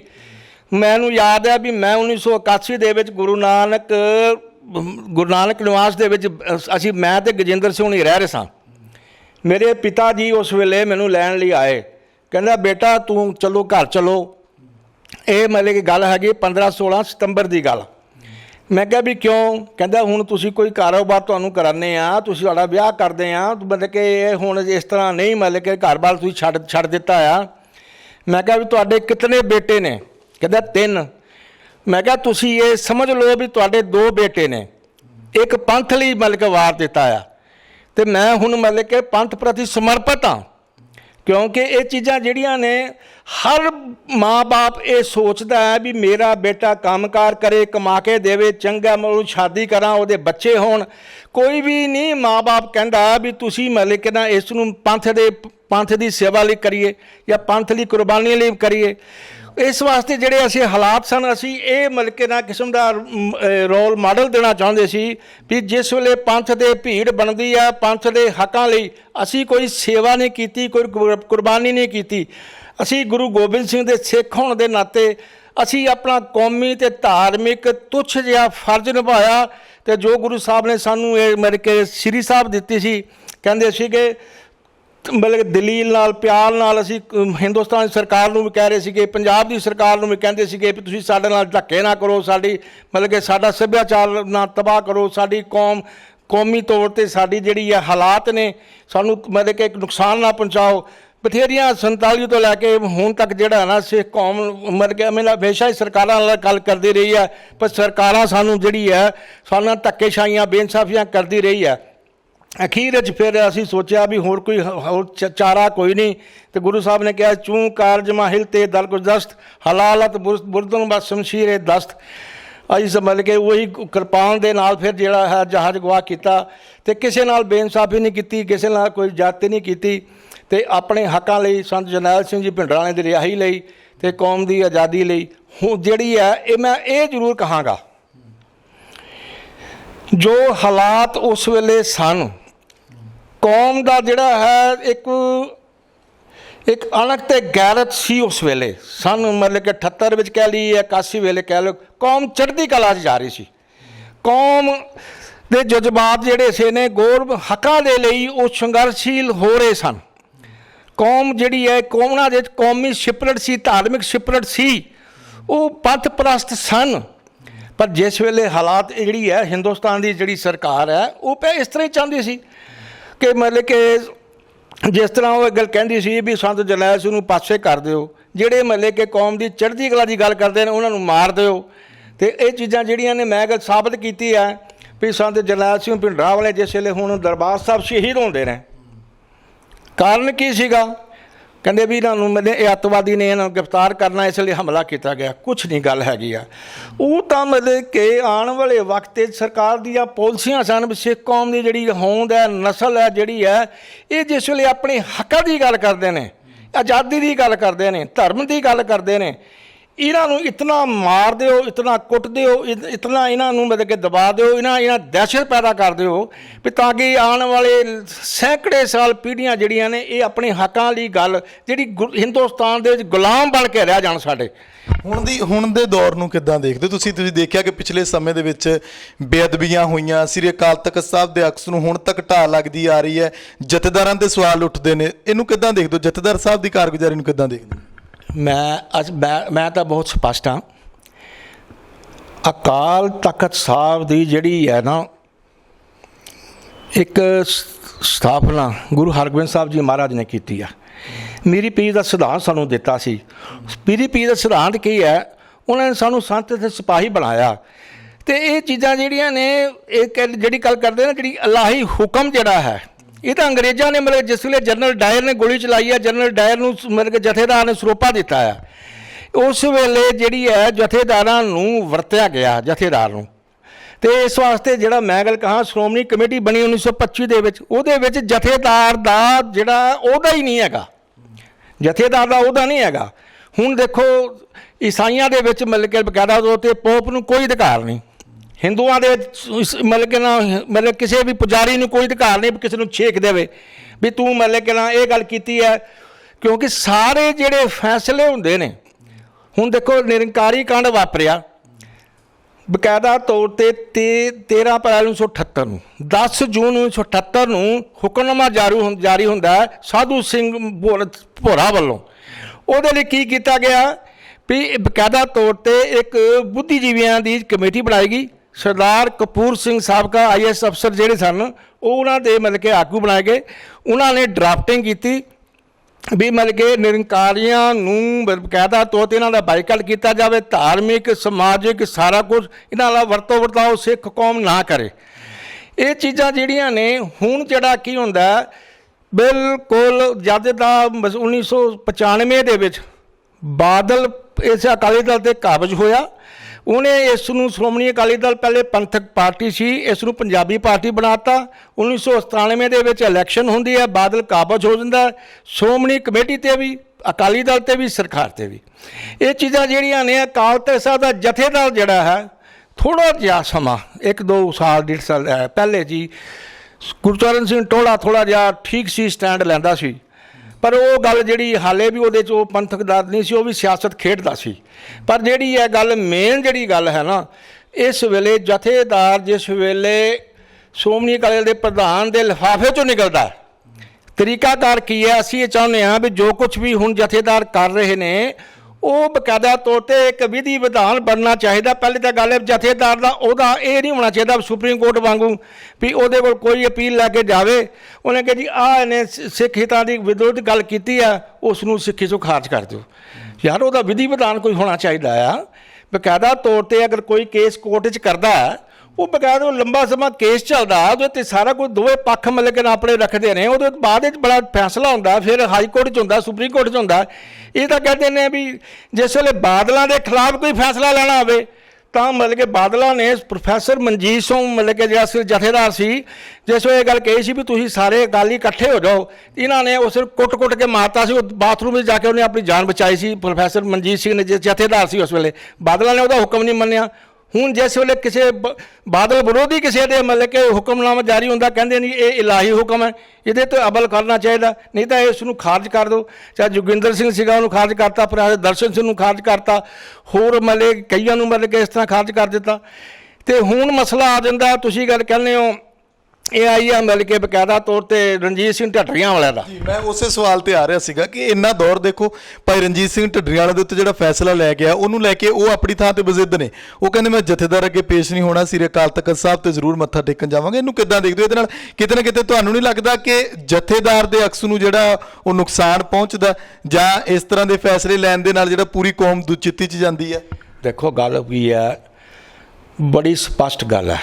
ਜਦ ਤੱਕ ਅਕਾਲ ਤਖਤ ਸਾਹਿਬ ਦਾ ਜਥੇਦਾਰ ਸਰਬ ਪ੍ਰਮਾਣਿਤ ਨਹੀਂ ਹੁੰਦਾ, ਸਮੁੱਚੀਆਂ ਦੁਨੀਆ ਭਰ ਦੀਆਂ ਸਿੱਖ ਜਥੇਬੰਦੀਆਂ ਬਕਾਇਦਾ ਤੌਰ 'ਤੇ ਉਸ ਜਥੇਦਾਰ ਦੀ ਜਿਹੜੀ ਹੈ ਕੀ ਕਾਬਲੀਅਤ ਹੋਣੀ ਚਾਹੀਦੀ ਹੈ, ਕੋਈ ਵਿਧੀ ਵਿਧਾਨ ਨਹੀਂ ਬਣਦਾ। ਜਥੇਦਾਰ ਕਿਹੜੇ 'ਚ ਕੀ ਕਾਬਲੀਅਤ ਹੋਵੇ, ਉਹਦੀ ਜ਼ਿੰਮੇਵਾਰੀ ਕੀ ਹੋਵੇ, ਉਹਨੂੰ ਰਿਟਾਇਰ ਕਿਵੇਂ ਹੋਵੇ, ਉਹਨੂੰ ਹੱਕ ਕੀ ਹੋਣੇ ਚਾਹੀਦੇ ਨੇ। ਇਹ ਜਦ ਤੱਕ ਜਿਹੜੀ ਹੈ ਸਮੁੱਚੇ ਪਹਿਲੇ ਹੁੰਦਾ ਸੀ ਸਾਰੇ ਪੰਥ ਵਿੱਚੋਂ ਪ੍ਰਵਾਨਿਤ ਹੁੰਦਾ ਸੀ ਜਥੇਦਾਰ, ਹੁਣ ਹੁੰਦਾ ਬਾਦਲ ਦੇ ਲਿਫਾਫੇ 'ਚੋਂ ਨਿਕਲਿਆ ਜਥੇਦਾਰ। ਜੋ ਵੀ ਫੈਸਲੇ ਉਹ ਕਰਦੇ ਨੇ, ਜੋ ਅਕਾਲੀ ਦਲ ਦਾ ਪ੍ਰਧਾਨ ਲਿਖ ਕੇ ਭੇਜਦਾ ਫੈਸਲੇ ਉਹ ਹੁੰਦੇ ਨੇ, ਉਹ ਗਲਤ ਗੱਲ ਹੈਗੀ ਹੈ। ਜਿੱਥੇ ਇਸ ਤੱਕ ਤਾਂ ਗੱਲ ਠੀਕ ਹੈਗੀ ਹੈ, ਜਿਹੜਾ ਰਣਜੀਤ ਸਿੰਘ ਕਹਿੰਦਾ ਜਾਂ ਪ੍ਰੋਫੈਸਰ ਦਰਸ਼ਨ ਸਿੰਘ ਨੇ ਕਿਹਾ ਸੀ ਜਾਂ ਜੋਗਿੰਦਰ ਸਿੰਘ ਨੇ ਕਿਹਾ ਸੀਗਾ, ਕਈ ਹੋਰ ਵੀ ਕਹਿੰਦੇ ਨੇ ਵੀ ਮਤਲਬ ਕਿ ਨਿਰਪੱਖ ਫੈਸਲਾ ਹੁਣ ਦੇਖੋ ਗੱਲ ਸੁਣੋ, ਤੇ ਗੁਰਬਚਨ ਸਿੰਘ ਇਹਦੇ ਹੁਣ ਪੂਰਨ ਸਿੰਘ ਸੀਗਾ, ਉੱਥੇ ਰਸਤੇ 'ਚੋਂ ਉਹਨੇ ਮਤਲਬ ਕਿ ਕੀ ਕੀਤਾ, ਮਤਲਬ ਕਿ ਪ੍ਰਧਾਨ ਨੂੰ ਜਿਹੜਾ ਨਾ ਖਾਰਜ ਕਰ ਦਿੱਤਾ, ਕਹਿੰਦੇ ਜੀ ਹਟਾਤਾ। ਲਵ ਕੁਸ਼ ਦੀ ਔਲਾਦ ਹੈ, ਮਤਲਬ ਕਿ ਸਿੱਖ ਜਿਹੜੇ ਲਵ ਕੁਸ਼ ਦੀ ਔਲਾਦ ਨੇ। ਤੇ ਹੁਣ ਮਤਲਬ ਕਿ ਇਹ ਜਿਹੜਾ ਹੁਣ ਫੈਸਲਾ ਨਾ ਕੀਤਾ ਹੈ, ਇਕਬਾਲ ਸਿੰਘ ਕਹਿੰਦਾ ਲਵ ਕੁਸ਼ ਦੀ ਔਲਾਦ ਹੈ, ਇਹ ਮਤਲਬ ਗੋਬਿੰਦ ਬਾਣੀ ਦੀ ਗੱਲ ਕਰਦਾ, ਮਤਲਬ ਕਿ ਜਿਹੜਾ ਮੋਦੀ। ਤੇ ਇਹਨਾਂ ਬਾਰੇ ਕੋਈ ਮਤਲਬ ਕਿ ਉਹਨੇ ਫੈਸਲਾ ਕਿਉਂ ਨਹੀਂ ਲੈਂਦਾ, ਮਤਲਬ ਕਿ ਜਿਹੜਾ ਹੈਗਾ ਹਰਪ੍ਰੀਤ ਸਿੰਘ ਜਿਹੜਾ ਹੈ, ਇਹਨਾਂ ਬਾਰੇ ਕੋਈ ਫੈਸਲਾ ਉਹਨੇ ਨਹੀਂ ਲਿਆ। ਇਹਨੂੰ ਕਹਿੰਦੇ ਸੀਗੇ ਤੁਸੀਂ ਆ ਕੇ ਇਸ ਕਮੇਟੀ 'ਚ ਜਿਹੜਾ ਇਹਨਾਂ ਨੇ ਕਮੇਟੀ ਬਣਾਈ ਸੀ ਉਹਦੇ 'ਚ ਮਤਲਬ ਕਿ ਸਾਡਾ ਜਵਾਬ ਦਿਓ। ਰਣਜੀਤ ਸਿੰਘ ਢੱਡੀ ਵਾਲਿਆਂ ਨੂੰ ਕਹਿੰਦੇ ਨੇ, ਉਹ ਕਹਿੰਦੇ ਨੇ ਦੇਖੋ ਹੁਣ ਗੁਰੂ ਗ੍ਰੰਥ ਸਾਹਿਬ ਦਾ ਵੀ, ਗੁਰੂ ਗ੍ਰੰਥ ਸਾਹਿਬ ਦੀ ਬਰਾਬਰ ਪੰਥ ਪ੍ਰਵਾਨ ਸਿੱਖ ਰਿਆਤ ਬਲਾ ਦੇ ਲਿਖਿਆ ਗਿਆ ਵੀ ਕੋਈ ਵੀ ਪ੍ਰਕਾਸ਼ ਨਹੀਂ ਕਰ ਸਕਦਾ। ਹਜ਼ੂਰ ਸਾਹਿਬ ਦੇ ਵਿੱਚ ਹੀ ਪ੍ਰਕਾਸ਼ ਹੁੰਦਾ ਗੁਰੂ ਗ੍ਰੰਥ ਸਾਹਿਬ ਦੇ ਬਰਾਬਰ 10ਵੇਂ ਗ੍ਰੰਥ ਦਾ, ਪਟਨਾ ਸਾਹਿਬ ਵਿੱਚ ਵੀ ਹੁੰਦਾ। ਪਹਿਲੇ ਮਤਲਬ ਕਿ ਬਕਾਇਦਾ ਤੌਰ 'ਤੇ ਚੌਕ ਮਹਿਤੇ 'ਚ ਨਹੀਂ ਹੁੰਦਾ ਸੀ, ਸਾਰੇ ਨਿਹੰਗ ਸਿੰਘਾਂ ਦੇ ਡੇਰਿਆਂ 'ਚ ਵੀ ਹੁੰਦਾ। ਹੁਣ ਜਿਹੜੀ ਪੰਥ ਪ੍ਰਵਾਨ ਸਿੱਖ ਰਿਆਤ ਮਰਿਆਦਾ ਹੈ ਕਿ ਜਥੇਦਾਰ ਹਰਪ੍ਰੀਤ ਸਿੰਘ ਨੇ ਕਦੇ ਕੋਸ਼ਿਸ਼ ਕੀਤੀ ਹੈ ਵੀ ਸਾਰੇ ਡੇਰਿਆਂ ਦੇ ਵਿੱਚ ਪੰਥ ਪ੍ਰਵਾਨ ਸਿੱਖ ਰਿਆਤ ਮਰਿਆਦਾ ਲਾਗੂ ਹੋਵੇ, ਨਿਤਨੇਮ ਇੱਕੋ ਜਿਹਾ ਹੋਵੇ। ਉਹ ਮਤਲਬ ਕਿ ਜਿਹੜਾ ਵਿਧੀ ਵਿਧਾਨ ਸਾਰੇ ਡੇਰਿਆਂ 'ਚ ਹੋਇਆ, ਜਿਹਨਾਂ ਤੋਂ ਜਾ ਕੇ ਸਰੂਪਾ ਲੈਂਦੇ ਨੇ, ਜਿੱਥੋਂ ਇਹ ਮਤਲਬ ਕਿ ਗਵਾਹੀ ਲੈਂਦੇ ਨੇ ਡੇਰਿਆਂ ਦੇ ਵਿੱਚੋਂ ਜਾ ਕੇ, ਇਹ ਬਕਾਇਦਾ ਤੌਰ 'ਤੇ ਹੁਣ ਢੱਡੀਆਂ ਵਾਲਾ ਕਹਿੰਦਾ ਮੈਂ ਪੰਥ ਪ੍ਰਵਾਨ ਸਿੱਖ ਰਿਆਤ ਮਰਿਆਦਾ ਦੇ ਮੁਤਾਬਕ ਇੱਥੇ ਪ੍ਰਚਾਰ ਕਰਦਾ, ਉਹਦੇ ਮੁਤਾਬਕ ਮੈਂ ਅੰਮ੍ਰਿਤ ਸੰਚਾਰ ਕਰਦਾ। ਕਈ ਡੇਰਿਆਂ ਦੇ ਵਿੱਚ ਆਪਣੇ ਹਿਸਾਬ ਨਾਲ ਉਹ ਮਤਲਬ ਕਿ ਪ੍ਰਚਾਰ ਕਰਦੇ ਨੇ, ਆਪਣੇ ਹਿਸਾਬ ਨਾਲ ਅੰਮ੍ਰਿਤ ਛਕਾਉਂਦੇ ਨੇ। ਇਹ ਚੀਜ਼ਾਂ ਜਿਹੜੀਆਂ ਨੇ ਮੈਂ ਕਹਿੰਦਾ ਵੀ ਸਰਵ ਪ੍ਰਮਾਣਿਤ ਗੁਰਬਚਨ ਸਿੰਘ ਨੇ ਨੂੰ ਬੁਲਾ ਕੇ ਤੇ ਹੋਰ ਜਥੇਦਾਰ ਨੂੰ ਬੁਲਾ ਕੇ, ਅਗਰ ਬਾਦਲ ਤੇ ਸੁਖਬੀਰ ਇਹ ਕਹਿੰਦੇ ਨੇ ਵੀ ਸਿਰਸੇ ਵਾਲੇ ਸਾਧ ਨੂੰ ਮਾਫ ਕਰ ਦਿਓ, ਤੇ ਇਹ ਬਕਾਇਦਾ ਤੌਰ 'ਤੇ ਨਿਖੇਧੀਯੋਗ ਨਹੀਂ ਸੀਗਾ। ਗੁਰਮੁਖ ਸਿੰਘ ਨੇ ਇਹ ਗੱਲ ਕਹੀ ਹੈ, ਇਕਬਾਲ ਸਿੰਘ ਨੇ ਇਹ ਗੱਲ ਕਹੀ ਹੈ ਵੀ ਬਾਦਲ ਨੇ ਬੁਲਾਇਆ ਸੀ ਤੇ ਬਾਅਦ ਵਿੱਚ ਕਿਉਂ ਮੁਕਰਦੇ ਨੇ। ਚਿੱਠੀ ਵੀ ਇਹਨਾਂ ਨੇ ਲਿਖੀ ਹੈ, ਚਿੱਠੀ ਵੀ ਉਹਦੇ ਨਹੀਂ ਲਿਖੀ ਹੋਈ, ਮਾਫੀ ਵੀ ਉਹਨੇ ਨਹੀਂ ਮੰਗੀ। ਬਾਅਦ ਵਿੱਚ 92 ਲੱਖ ਦਾ ਜਿਹੜਾ ਹੈ ਬਕਾਇਦਾ ਤੌਰ 'ਤੇ ਇਸ਼ਤਿਹਾਰ ਦੇ ਕੇ ਸ਼੍ਰੋਮਣੀ ਕਮੇਟੀ ਐਗਜ਼ੈਕਟ ਕਮੇਟੀ ਮਤਾ ਪਾਸ ਕਰਦੀ ਹੈ, ਜਨਰਲ ਹਾਊਸ ਮਤਾ ਪਾਸ ਕਰਦਾ ਵੀ ਉਹ ਕਹਿੰਦੇ ਨੇ ਵੀ ਬਕਾਇਦਾ ਤੌਰ 'ਤੇ ਜੋ ਜਥੇਦਾਰ ਨੇ ਫੈਸਲਾ ਕੀਤਾ ਮਾਫ ਕਰਨ ਦਾ ਇਹ ਬਿਲਕੁਲ ਸਹੀ ਹੈ, ਇਹਨੂੰ ਮਤਲਬ ਕਿ ਜੋ ਮਾਫੀ ਦਿੱਤੀ ਸਹੀ ਹੈ। ਤੇ ਬਾਅਦ ਵਿੱਚ ਫਿਰ ਮਤਲਬ ਕਿ ਜਿਸ ਵੇਲੇ ਸਿੰਘਾਂ ਦੇ ਵਿੱਚ ਮਤਲਬ ਕਿ ਨਾ ਰੋਹ ਆ ਗਿਆ, ਪ੍ਰੋਟੈਸਟ ਹੋਏ, ਤੇ ਫਿਰ ਉਹਨਾਂ ਉਹਦੇ ਦਬਾਅ ਥੱਲੇ ਆ ਕੇ ਇਹਨਾਂ ਨੇ ਫਿਰ ਵਾਪਸ ਕਿਉਂ ਲੈ ਲਿਆ। ਇਹ ਚੀਜ਼ਾਂ ਜਿਹੜੀਆਂ ਨੇ ਗੁਰੂ ਗ੍ਰੰਥ ਸਾਹਿਬ ਦੀ ਬੇਅਦਬੀ ਹੁੰਦੀ ਆ, ਉੱਥੇ ਜਿਹੜੀ ਆ ਉਹ ਪਿਕਚਰ ਉਹ ਲਾਗੂ ਕਰਨ ਲੱਗਦੇ ਨੇ। ਉਹ ਸਿੱਖਾਂ ਨੇ ਪ੍ਰੋਟੈਸਟ ਕੀਤਾ, ਹਰਜਿੰਦਰ ਸਿੰਘ ਮਾਝੀ ਸੀਗਾ, ਉਹਨਾਂ ਨੇ ਸਾਰੇ ਪ੍ਰੋਟੈਸਟ ਕੀਤਾ।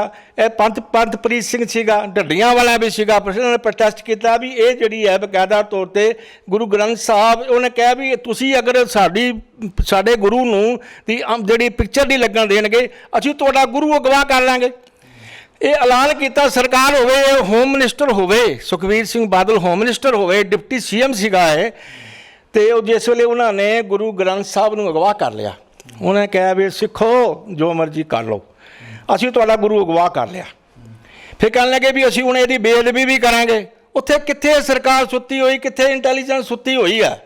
ਹੁਣ ਦੇ ਮਸਲੇ ਨੂੰ ਕਿੱਦਾਂ ਦੇਖਦੇ ਹੋ? 328 ਸਰੂਪ ਜਿਹੜੇ ਲਾਪਤਾ ਹੋਏ ਨੇ, ਉਹ ਡਾਕਟਰ ਰੂਪ ਸਿੰਘ ਤੇ ਇਲਜ਼ਾਮ ਲੱਗ ਰਹੇ ਨੇ। ਅਸੀਂ ਸਾਬਕਾ ਜਥੇਦਾਰ ਗਿਆਨੀ ਰਣਜੀਤ ਸਿੰਘ ਉਹਨਾਂ ਨਾਲ ਗੱਲਬਾਤ ਕੀਤੀ ਸੀ, ਉਹ ਕਹਿੰਦੇ ਨੇ ਕਿ ਜਿਹੜੀ ਪੈਨ ਡਰਾਈਵ ਹੈ ਉਹ ਬੜੀ ਸੀਕ੍ਰੇਟ ਹੁੰਦੀ ਹੈ, ਜਿਹਦੇ ਵਿੱਚ PDF ਫਾਈਲ ਹੁੰਦੀ ਹੈ, ਉਹ ਕੈਨੇਡਾ ਤੱਕ ਕਿਵੇਂ ਪਹੁੰਚ ਗਈ? ਇਹਨੂੰ ਵੀ ਕਿੱਦਾਂ ਦੇਖਦੇ ਹੋ? ਸਾਰੇ ਮਸਲੇ ਨਾਲੋਂ ਨਾਲ ਨੇ, ਬੇਅਦਬੀਆਂ ਇੱਥੇ ਵੀ ਹੋ ਰਹੀਆਂ ਇੱਕ ਤਰੀਕੇ ਨਾਲ, ਸਰੂਪ ਨਹੀਂ ਲੱਭ ਰਹੇ। ਦੇਖੋ ਗੱਲ ਇਹ ਹੈ ਵੀ ਜਿਹੜੀ ਜਿਸ ਵੇਲੇ ਇਹ ਬੇਅਦਬੀ ਹੋਈ ਹੈ 1900 ਮਤਲਬ ਜਿਹੜੀ ਹੈ 2016 ਦੇ ਵਿੱਚ, ਕਈ ਹੈ ਵੀ ਇਹਦੇ 'ਤੇ ਮਤਲਬ ਕਿ ਨਾ ਗੁਰੂ ਹਾਂਜੀ 2000 ਨਹੀਂ ਉਹ ਜਿਹੜੀ ਗੱਲ ਕਰਦਾ ਜਿਹੜੇ ਗੁਰੂ ਗ੍ਰੰਥ ਸਾਹਿਬ ਜਿਹੜੇ ਨੇ ਅਗਲਬੇਟ ਹੋਏ ਨੇ, ਇਹ ਮਤਲਬ ਕਿ ਅੰਮ੍ਰਿਤਸਰ ਦੇ ਵਿੱਚ, ਰਾਮਸਰ ਦੇ ਵਿੱਚ, ਕਹਿੰਦੇ ਵੀ ਇਹ ਮਤਲਬ ਕਿ ਨਾ ਰਜਿੰਦਰ ਸਿੰਘ ਮਹਿਤਾ ਨੇ ਬਿਆਨ ਦਿੱਤਾ ਵੀ ਇਸ ਮਤਲਬ ਕਿ ਬਕਾਇਆ ਤੌਰ 'ਤੇ 7-8 ਜਿਹੜੇ ਨੇ ਉਹ ਅਗਨਬੇਟ ਹੋਏ ਨੇ, 5-7 ਜਿਹੜੇ ਨੇ ਪਾਣੀ ਦੇ ਸਲਾਪੇ ਗਏ ਨੇ ਜਿਸ ਵੇਲੇ ਉਹਨੂੰ ਬੁਝਾਉਣ ਲੱਗੇ ਆ। ਤੇ ਬਕਾਇਦਾ ਤੌਰ 'ਤੇ ਹੁਣ ਅਗਰ ਜਥੇਦਾਰ ਇਹ ਗੱਲ ਕਹਿੰਦਾ ਵੀ ਇਹ ਮਤਲਬ ਕਿ 328 ਗੁੰਮ ਹੋਏ ਨੇ, ਤੇ ਇਹ ਕਿਉਂ ਨਹੀਂ ਦੱਸਦੇ ਵੀ 328 ਗਏ ਕਿੱਥੇ ਨੇ? ਇਹ ਨਹੀਂ ਦੱਸਦੇ, ਇਹਨੂੰ ਦੱਸਣਾ ਚਾਹੀਦਾ ਮਤਲਬ ਕਿ 328 ਕਿਹਨੂੰ ਦਿੱਤੇ ਗਏ ਨੇ? ਸਿਰਸੇ ਵਾਲੇ ਸਾਧ ਨੂੰ ਦਿੱਤੇ ਨੇ ਜਾਂ ਮਤਲਬ ਕਿ ਪੰਥ ਵਿਰੋਧੀ ਸ਼ਕਤੀਆਂ ਨੂੰ ਦਿੱਤੇ ਨੇ?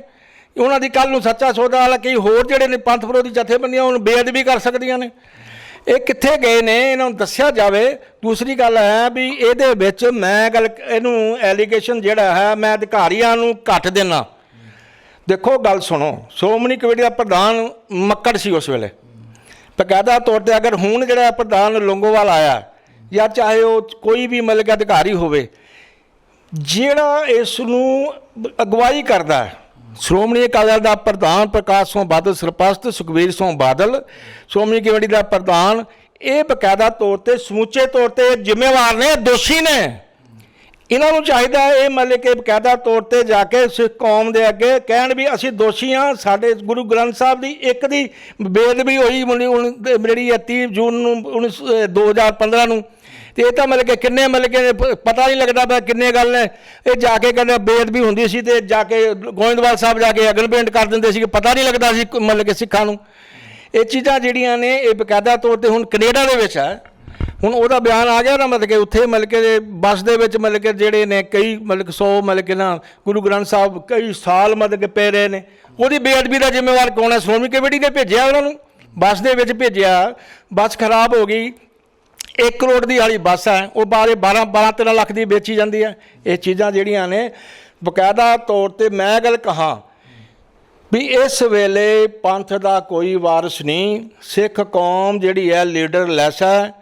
ਕੌਮ ਦੀ ਅਗਵਾਈ ਇਸ ਵੇਲੇ ਜਿਹੜੇ ਨੇ RSS ਤੇ ਭਾਜਪਾ ਦੇ ਹੱਥ ਠੋਕੇ ਜਿਹੜੇ ਨੇ ਇਸ ਵੇਲੇ ਸਾਡੇ ਧਾਰਮਿਕ ਤੇ ਪੰਥਕ ਜਥੇਬੰਦੀਆਂ ਦੇ ਕਾਬਜ਼ ਨੇ, ਚਾਹੇ ਸ਼੍ਰੋਮਣੀ ਅਕਾਲੀ ਦਲ ਹੈ, ਚਾਹੇ ਸ਼੍ਰੋਮਣੀ ਕਮੇਟੀ ਹੈ, ਚਾਹੇ ਅਕਾਲ ਤਖਤ ਸਾਹਿਬ ਹੈ।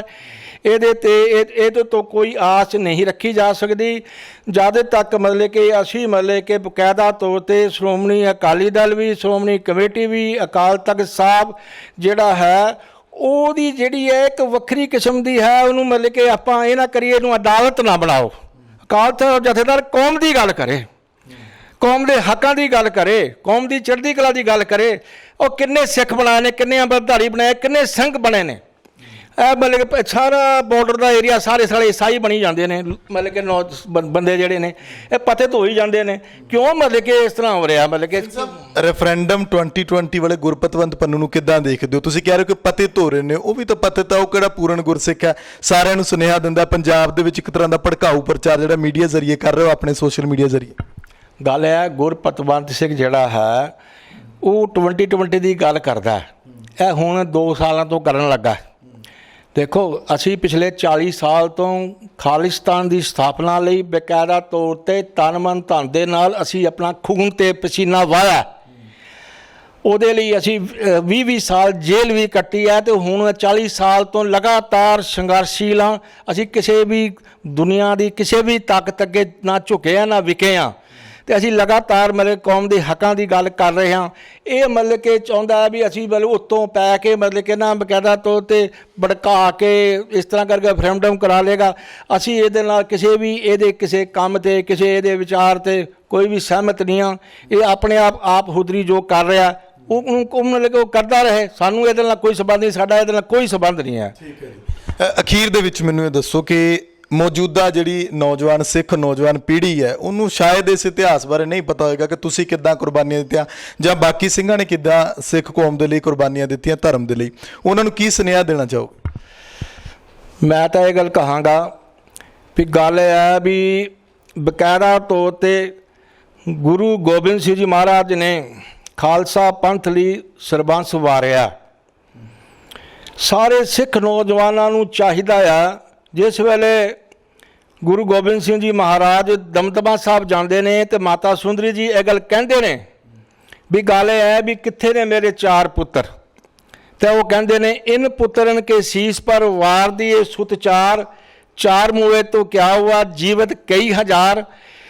ਸਾਨੂੰ ਜਿਹੜਾ ਹੈ ਬਾਬਾ ਅਜੀਤ ਸਿੰਘ, ਬਾਬਾ ਜੁਝਾਰ ਸਿੰਘ, ਬਾਬਾ ਫਤਿਹ ਸਿੰਘ ਤੇ ਬਾਬਾ ਜੋਰਾਵਰ ਸਿੰਘ ਦੇ ਜਿਹੜੇ ਨੇ ਉਹ ਨਕਸ਼ੇ ਕਦਮ ਦੇ ਉੱਤੇ ਮੈਂ ਗੱਲ ਕਹਾਂ, ਅਸੀਂ ਅਗਰ ਅੱਜ ਸਿੱਖ ਕੌਮ ਜਾਂ ਸਿੱਖ ਨੌਜਵਾਨ ਸਿਰਫ ਉਸ ਜੋਰਾਵਰ ਸਿੰਘ ਤੇ ਫਤਿਹ ਸਿੰਘ ਦੇ ਜਿਹੜੇ ਉਹਨਾਂ ਨੇ ਅਦਾਲਤ 'ਚ ਬਿਆਨ ਦਿੱਤੇ ਨੇ ਨਾ, ਅਗਰ ਉਹਨਾਂ ਨੂੰ ਅਸੀਂ ਗੌਰ ਨਾਲ ਸੁਣੀਏ ਵਿਚਾਰੀਏ ਤੇ ਉਹਦੇ 'ਤੇ ਚੱਲੀਏ, ਦੇਖੋ ਗੱਲ ਬੜੀ ਸਪਸ਼ਟ ਹੈ ਵੀ ਉਹਨਾਂ ਨੂੰ ਕਿਹਾ ਗਿਆ ਵੀ ਤੁਸੀਂ ਮਤਲਬ ਕਿ ਤੁਹਾਨੂੰ ਅਸੀਂ ਬਕਾਇਦਾ ਤੌਰ ਤੇ ਦਿੰਦੇ ਹਾਂ, ਲਾਲਚ ਦਿੱਤਾ ਉਹਨਾਂ ਨੂੰ, ਤੁਹਾਨੂੰ ਅਸੀਂ ਸੂਬੇਦਾਰ ਬਣਾ ਦਿੰਦੇ ਹਾਂ, ਤੁਹਾਨੂੰ ਅਸੀਂ ਪੀਰ ਬਣਾ ਦਿੰਦੇ ਹਾਂ, ਤੁਹਾਨੂੰ ਆਪਣੀਆਂ ਧੀਆਂ ਭੈਣਾਂ ਦੇ ਰਿਸ਼ਤੇ ਦੇ ਦਿੰਦੇ ਹਾਂ, ਤੁਹਾਨੂੰ ਦੌਲਤ ਦੇ ਦਿਆਂਗੇ, ਤੁਸੀਂ ਮੁਸਲਮਾਨ ਬਣ ਜਾਓ। ਉਹ ਕਿਸੇ ਵੀ ਲਾਲਚ ਵਸ ਆ ਕੇ, ਕਿਸੇ ਗੱਦੀ ਦੇ ਲਾਲਚ ਵਸ ਆ ਕੇ, ਉਹ ਮਤਲਬ ਕਿਸੇ ਪੈਸੇ ਦੇ ਲਾਲਚ ਵਿੱਚ ਆ ਕੇ ਉਹਨਾਂ ਨੇ ਆਪਣਾ ਧਰਮ ਨਹੀਂ ਛੱਡਿਆ। ਇਸੇ ਤਰ੍ਹਾਂ ਜਿਸ ਵੇਲੇ ਉਹਨੇ ਕਿਹਾ ਸੀ ਤੁਹਾਨੂੰ ਅਸੀਂ ਛੱਡ ਦਿੰਦੇ ਹਾਂ, ਤੁਸੀਂ ਫਿਰ ਹੁਣ ਕੀ ਕਰੋਗੇ? ਉਹਨੇ ਕਿਹਾ ਸੀਗਾ ਅਸੀਂ ਸਿੱਖਾਂ ਨੂੰ ਜਥੇਬੰਦ ਕਰਾਂਗੇ, ਕੌਮ ਦੇ ਹੱਕਾਂ ਦੀ ਲੜਾਈ ਲੜਾਂਗੇ, ਜ਼ੁਲਮ ਤੇ ਜ਼ਾਲਮ ਦੇ ਖਿਲਾਫ ਆਖਰੀ ਸਾਹ ਤੱਕ ਲੜਾਂਗੇ। ਉਹਨਾਂ 'ਚ ਇੱਕ ਦ੍ਰਿੜ ਇਰਾਦਾ ਸੀ। ਮਤਲਬ ਸਿੱਖ ਨੌਜਵਾਨਾਂ ਨੂੰ ਮੇਰੀ ਬੇਨਤੀ ਹੈ, ਇਹ ਵੇਖੋ 7 ਸਾਲ ਦੇ 9 ਸਾਲ ਦੇ ਨੌਜਵਾਨ ਜਿਹੜੇ ਨੇ, ਉਹਨਾਂ 'ਚ ਦ੍ਰਿੜਤਾ ਕਿੰਨੀ ਸੀ, ਉਹਨਾਂ 'ਚ ਸੰਸਕਾਰ ਮਾਤਾ ਗੁਜਰੀ, ਮਾਤਾ ਸੁੰਦਰੀ ਜੀ ਨੇ ਭਰੇ ਸਨ। ਉਹ ਗੁਰੂ ਗੋਬਿੰਦ ਸਿੰਘ ਦੀ ਵਿਚਾਰਧਾਰਾ ਤੋਂ ਪਰਲਾਏ ਹੋਏ ਸਨ। ਤੇ ਇਹ ਚੀਜ਼ ਜਿਹੜੀ ਹੈ, ਜਿਸ ਵੇਲੇ ਉਹਨੂੰ ਕਿਹਾ ਗਿਆ ਵੀ ਅਗਰ ਤੁਸੀਂ ਇਸਲਾਮ ਨਹੀਂ ਕਬੂਲ ਕਰਦੇ, ਧਰਮ ਨਹੀਂ ਮਤਲਬ ਕਿ ਨਾ ਬਦਲਦੇ, ਤਾਂ ਤੁਹਾਨੂੰ ਨੀਹਾਂ ਚੁਣ ਦਿਆਂਗੇ, ਉਹ ਜ਼ਬਰ ਅੱਗੇ ਵੀ ਨਹੀਂ ਝੁਕੇ। ਉਹਨਾਂ ਨੇ ਕਤਲ ਹੋਣਾ ਮਨਜ਼ੂਰ ਕਰ ਲਿਆ। ਇਹ ਚੀਜ਼ਾਂ ਜਿਹੜੀਆਂ ਨੇ ਖਾਲਸਾ ਜੀ, ਸਾਨੂੰ ਹੁਣ ਇਸ ਵੇਲੇ ਸਿਰ ਅਸੀਂ ਬੜੇ ਦੇ ਲਏ ਨੇ, ਕੁਰਬਾਨੀਆਂ ਅਸੀਂ ਬਹੁਤ ਦੇ ਲਈਆਂ ਨੇ, ਜੰਗਾਂ ਅਸੀਂ ਬੜੀ ਲੜ ਰਹੀਆਂ ਨੇ। ਪਹਿਲੇ ਹਾਲਾਤ ਨੇ ਮੀਡੀਆ ਦਾ ਯੁੱਗ ਹੈ। ਇੰਟਰਨੈਸ਼ਨਲ ਲੈਵਲ ਦੇ ਉੱਤੇ ਚਾਹੀਦਾ ਆ ਇੱਕ ਮਾਸ ਮੂਵਮੈਂਟ ਬਣਾਈਏ। ਸਿੱਖ ਕੌਮ ਜਿਹੜੀ ਹੈ ਸਾਰੇ ਅਸੀਂ ਮਤਲਬ ਕਿ ਬਕਾਇਦਾ ਤੌਰ 'ਤੇ ਪਿੰਡ ਪਿੰਡ ਘਰ ਘਰ, ਇਹ ਜਿਹੜੀ ਸਾਰੀ ਪੰਜਾਬ ਦੀ ਧਰਤੀ ਹੈ ਨਾ, ਇਹ ਗੁਰੂਆਂ ਦੀ ਧਰਤੀ ਹੈ। ਸਾਰੇ ਚੱਪੇ ਚੱਪੇ 'ਤੇ ਸਿੱਖਾਂ ਦਾ ਖੂਨ ਡੁੱਲਿਆ। ਇੱਥੇ ਸਿੱਖ ਕੌਮ ਇਹਦੀ ਵਾਰਸ ਹੈ। ਅਸੀਂ ਕਹਿੰਦੇ ਹਾਂ ਵੀ ਘਰ ਘਰ ਜਾ ਕੇ ਸਿੱਖੀ ਦਾ ਪ੍ਰਚਾਰ ਕਰੋ, ਕੌਮ ਦੀ ਆਜ਼ਾਦੀ ਦੀ ਗੱਲ ਕਰੋ, ਅਤੇ ਗੁਰੂ ਗ੍ਰੰਥ ਸਾਹਿਬ ਦੀ ਵਿਚਾਰਧਾਰਾ ਮੁਤਾਬਕ ਅਸੀਂ ਰਾਜ ਦਾ ਇੱਕ ਸਿਸਟਮ ਦੇਣਾ ਚਾਹੁੰਦੇ ਹਾਂ। ਮੈਂ ਅਗਰ ਕਹਿਣਾ ਵੀ ਅਸੀਂ ਦੁਨੀਆ ਭਾਰਤ ਵਿੱਚ ਇਹ ਸਾਬਤ ਕਰਨਾ ਚਾਹਾਂਗੇ ਵੀ ਇੱਕ ਐਸਾ ਗੁਰੂ ਗ੍ਰੰਥ ਸਾਹਿਬ ਦੀ ਵਿਚਾਰਧਾਰਾ ਮੁਤਾਬਕ ਐਸਾ ਰਾਜ ਸਿਸਟਮ ਦੇਈਏ ਤਾਂ ਕਿ ਇੱਕ ਕਿਸਮ ਦਾ ਸਰਵ ਸਾਂਝਾ ਹੋਵੇ, ਕਿਸੇ ਨਾਲ ਬੇਇਨਸਾਫੀ ਨਾ ਹੋਵੇ, ਕਿਸੇ ਧੀ ਭੈਣ ਦੀ ਇੱਜ਼ਤ ਨਾਲ ਲੁੱਟੀ ਜਾਵੇ, ਕਿਸੇ ਨੂੰ ਕੋਈ ਬੇਰੁਜ਼ਗਾਰ ਨਾ ਹੋਵੇ। ਅਣਖ ਤੇ ਗੈਰਤ ਨਾਲ ਅਸੀਂ ਦੁਨੀਆ ਦੇ ਵਿੱਚ ਇੱਕ ਆਦਰਸ਼ਕ ਸਮਾਜ ਸਿਰ ਸਕਾਂਗੇ, ਆਦਰਸ਼ਕ ਮਨੁੱਖ ਸਿਰ ਸਕਾਂਗੇ। ਅਤੇ ਇਹ ਚੀਜ਼ਾਂ ਜਿਹੜੀਆਂ ਪੰਜਾਬ ਦੀ ਧਰਤੀ ਦੇ ਉੱਤੋਂ ਇਹ ਨਸ਼ਾ ਖਤਮ ਹੋ ਜਾਏਗਾ, ਬੇਰੁਜ਼ਗਾਰੀ ਖਤਮ ਹੋ ਜਾਏਗੀ, ਸਾਡੀ ਆਰਥਿਕਤਾ ਜਿਹੜੀ ਹੈ ਕਿਸਾਨੀ ਦੀ ਲੁੱਟ ਖਸੁੱਟ ਹੋ ਰਹੀ ਹੈ ਉਹ ਖਤਮ ਹੋ ਜਾਏਗੀ। ਅਤੇ ਇਹ ਚੀਜ਼ਾਂ ਜਿਹੜੀਆਂ ਨੇ, ਆਓ ਆਪਾਂ ਮਿਲ ਕੇ ਜਿਹੜਾ ਨਾ ਪੰਜਾਬ ਦੀ ਧਰਤੀ ਦੇ ਉੱਤੇ, ਗੁਰੂਆਂ ਦੀ ਧਰਤੀ ਹੈ, ਸਾਡੀ ਧਰਤੀ ਹੈ, ਅਸੀਂ ਸਿੱਖ ਕੌਮ ਇਹਦੀ ਵਾਰਸ ਹੈ। ਸਾਡੇ ਜੇ ਦੂਸਰੇ ਧਰਮਾਂ ਦੇ ਲੋਕ ਇੱਥੇ ਰਹਿੰਦੇ ਨੇ, ਇਹ ਸਾਡੇ ਭਰਾ ਨੇ, ਅਸੀਂ ਇਹਨਾਂ ਨੂੰ ਨਾਲ ਲੈ ਕੇ ਚੱਲਣਾ ਅਤੇ ਇਹਨਾਂ ਦੀ ਵੀ ਮਤਲਬ ਕਿ ਖਿਆਲ ਰੱਖਣਾ। ਕੋਈ ਧਰਮ ਜਿਹੜਾ ਨਾ, ਸਿੱਖ ਧਰਮ ਜਿਹੜਾ ਕਿਸੇ ਵੀ ਧਰਮ ਦਾ ਵੈਰੀ ਨਹੀਂ ਹੈਗਾ, ਅਤੇ ਇਹ ਹਮੇਸ਼ਾ ਹੀ ਪਹਿਲੇ ਵੀ ਰਿਹਾ। ਅਸੀਂ ਨਾ ਇਸਲਾਮ ਦੇ ਵਿਰੋਧੀ ਹਾਂ, ਨਾ ਸਿੱਖ ਹਿੰਦੂ ਧਰਮ ਦੇ ਵਿਰੋਧੀ ਹਾਂ, ਨਾ ਈਸਾਈਆਂ ਦੇ ਵਿਰੋਧੀ ਹਾਂ। ਇਸ ਵਾਸਤੇ ਜਿਹੜਾ ਹੈ ਸਿੱਖ ਕੌਮ ਜਿਹੜੀ ਹੈ, ਨੌਜਵਾਨੋਂ ਆਓ, ਗੁਰੂ ਗੋਬਿੰਦ ਸਿੰਘ ਜੀ ਤੁਹਾਨੂੰ ਸੱਦਾ ਦੇ ਰਹੇ ਨੇ। ਇੱਕ ਨਵਾਂ ਜਿਹੜੀ ਹੈ ਲਹਿਰ ਜਿਹੜੀ ਹੈ, ਉਹ ਮਿਲ ਕੇ ਗੁਰੂ ਨਾਨਕ ਸਾਹਿਬ ਨੇ ਵਿਚਾਰ ਦੀ ਲੜਾਈ ਲੜੀ ਸੀ, ਉਹਨਾਂ ਨੇ ਲਹਿਰ ਬਣਾ ਦਿੱਤੀ ਸੀ। ਉਹਨਾਂ ਦੀ ਮੌਜੂਦਗੀ ਦੇ ਵਿੱਚ 3 ਕਰੋੜ ਸਿੱਖ ਬਣ ਗਏ ਸਨ। ਅੱਜ ਵੇਖੋ ਸਿੱਖੀ ਕਿੱਧਰ ਜਾ ਰਹੀ ਹੈ। ਹੁਣ ਪ੍ਰਚਾਰ ਦੀ ਲੋੜ ਹੈ। ਪ੍ਰਚਾਰ ਕੀ ਹੈ?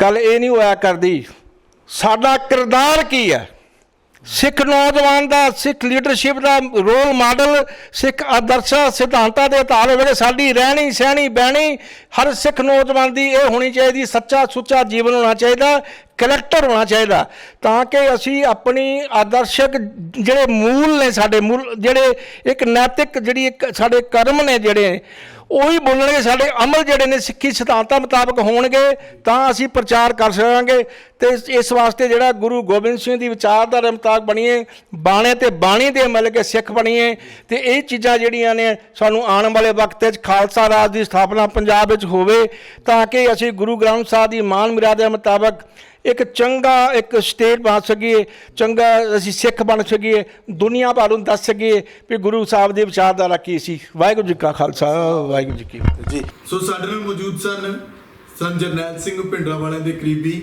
ਅਤੇ ਦਲ ਖਾਲਸਾ ਦੇ ਫਾਊਂਡਰ ਆਗੂ ਭਾਈ ਸਤਨਾਮ ਸਿੰਘ ਪਾਉਂਟਾ ਸਾਹਿਬ ਵਾਲੇ, ਜਿਨ੍ਹਾਂ ਨੇ ਬੜੇ ਵਿਸਥਾਰ ਦੇ ਨਾਲ ਜਿਹੜਾ ਦੱਸਿਆ ਕਿ 1981 ਤੋਂ ਲੈ ਕੇ ਹੁਣ ਤੱਕ ਦੇ ਘਟਨਾਕ੍ਰਮ ਦੇ ਵਿੱਚ ਸਿੱਖ ਸਿਆਸਤ ਕਿਸ ਤਰ੍ਹਾਂ ਦੀ ਹੈ, ਸਿੱਖ ਨੌਜਵਾਨਾਂ ਨੂੰ ਕਿਸ ਤਰ੍ਹਾਂ ਦੀ ਪ੍ਰੇਰਨਾ ਲੈ ਕੇ ਅੱਗੇ ਵਧਣਾ ਚਾਹੀਦਾ। ਪੰਥ ਵਸੇ ਮੈਂ ਉਜੜਾਂ ਦੇ ਫਲਸਫੇ ਦੇ ਉੱਤੇ ਚੱਲਦੇ ਇਹਨਾਂ ਨੇ ਆਪਣੀ ਤਮਾਮ ਸਾਰੀ ਜ਼ਿੰਦਗੀ ਇੱਕ ਤਰੀਕੇ ਦੇ ਨਾਲ ਜਿਹੜੀ ਉਹ ਜੇਲ੍ਹਾਂ ਦੇ ਵਿੱਚ ਕੱਟੀ। ਹੁਣ ਇਸ ਵੇਲੇ ਇਹ ਆਪਣੇ ਪਰਿਵਾਰ ਦੇ ਵਿੱਚ ਰਹਿ ਰਹੇ ਨੇ। ਤੁਹਾਨੂੰ ਇਹ ਪ੍ਰੋਗਰਾਮ ਕਿਸ ਤਰ੍ਹਾਂ ਦਾ ਲੱਗਿਆ, ਤੁਸੀਂ ਆਪਣੇ ਵਿਚਾਰ ਕਮੈਂਟ ਕਰਕੇ ਰੱਖ ਸਕਦੇ ਹੋ। ਸਾਡੇ ਚੈਨਲ ਲੋਕਰਨ ਚੈਨਲ ਪੰਜਾਬੀ ਨੂੰ ਸਬਸਕ੍ਰਾਈਬ ਕਰੋ। ਮੈਨੂੰ ਸੁਖਵਿੰਦਰ ਸਿੰਘ ਨੂੰ ਇਜਾਜ਼ਤ ਦਿਓ। ਧੰਨਵਾਦ।